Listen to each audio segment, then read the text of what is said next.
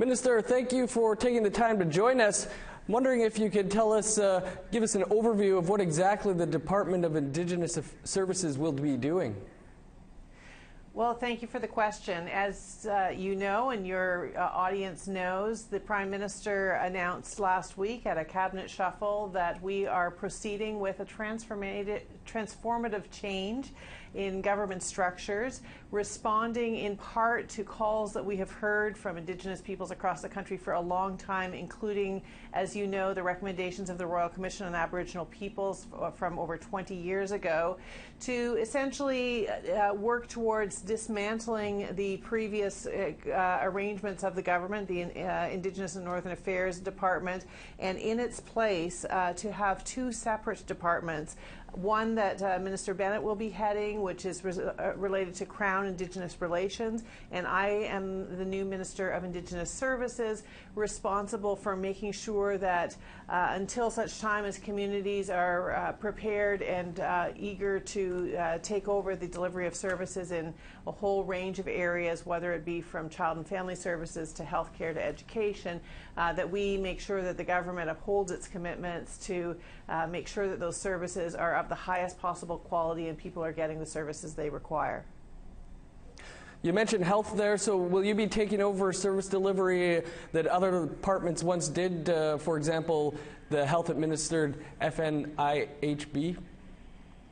Yes, so part of the recommendations that the Royal Commission gave, and again, you know, obviously there will be several conversations with the people who are most affected by this, but the initial recommendation of the Royal Commission had been that all services to First Nations, Inuit and Métis peoples would come under this new Department of Indigenous Services, including health, which is currently with Health Canada at the First Nations Inuit Health Branch.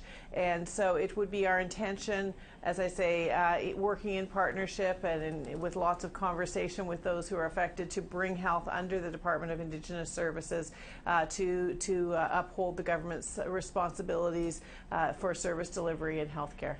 Whether it's suicide prevention or clean water, most believe you'll now be the minister responsible. What will be your first priority once the department is up and running?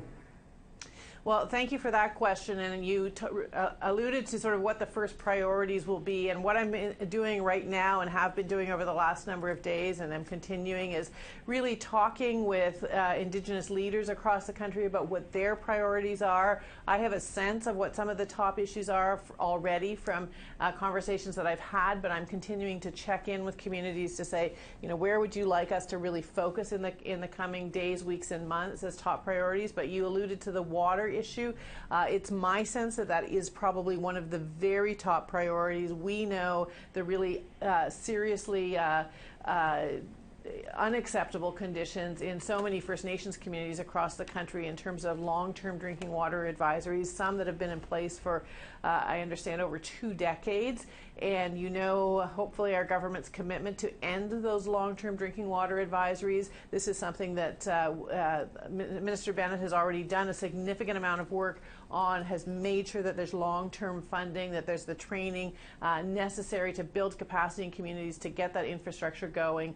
And this, as you've indicated, I believe needs to be one of the very top priorities, and we're absolutely determined to deliver on this. Minister Philpott, we'll have to leave it there. Thanks so much for taking the time to join us. Thank you for having me.